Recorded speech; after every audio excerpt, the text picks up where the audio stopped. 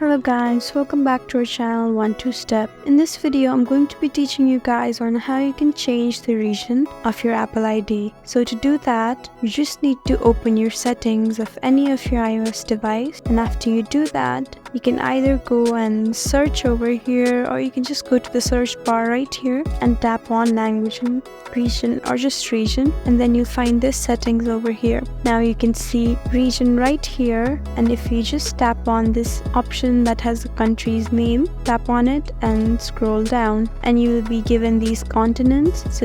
And now you can see many African countries, you can see American countries, you can see Asian countries, European countries, Oceanian countries, and you can change the region to anything that you want. So guys, that's how you change the region of your Apple ID. If you found this video helpful, then please leave us a like and drop a comment down below. And if you want more helpful videos like these, then please subscribe to our channel. We'll see you again next time. Thank you for watching.